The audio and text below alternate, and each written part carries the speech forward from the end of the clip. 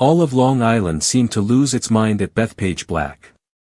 Alcohol flowed freely, fueling verbal abuse that grew louder and uglier as the day went on.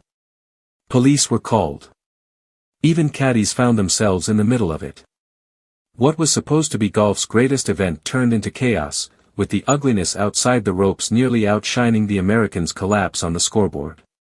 The U.S. team was being routed, leaving restless fans little to do but taunt Rory McIlroy and Lowry.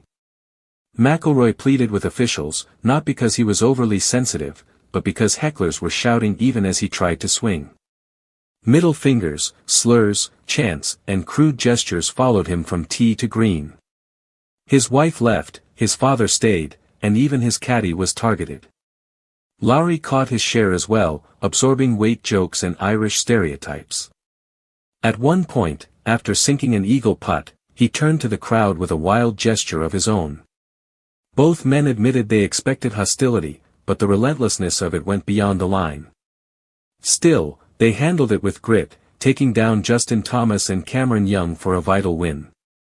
Partisan energy is part of the Ryder Cup charm. The raucous cheers and jeers set it apart from any other golf event. But why such venom at McIlroy, one of the most beloved players in the game, remains baffling. Just months ago, many of the same fans cheered his Masters victory. Tempers flared elsewhere too. Justin Rose exchanged words with Bryson DeChambeau after a caddie incident, drawing in Tommy Fleetwood's caddie and Francesco Molinari before cooler heads prevailed. Brandel Chamblee summed it up on Golf Channel: the more profane the fans became, the sharper the Europeans played. And they are having the last laugh. Europe is set to win on American soil for the first time in over a decade, with McIlroy closing in on one of the biggest goals of his career, an away Ryder Cup victory. The Europeans hold a massive lead and need only a handful of points to clinch. Scottie Scheffler remains winless, DeChambeau has struggled, and the Americans simply haven't converted late chances. Chamblee called it perhaps the greatest performance by a European side since the format expanded more than 40 years ago.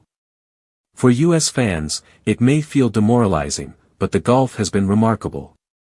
With the outcome all but certain, Sunday should be a chance to savor the skill on display, hopefully without the nastiness that marred Saturday.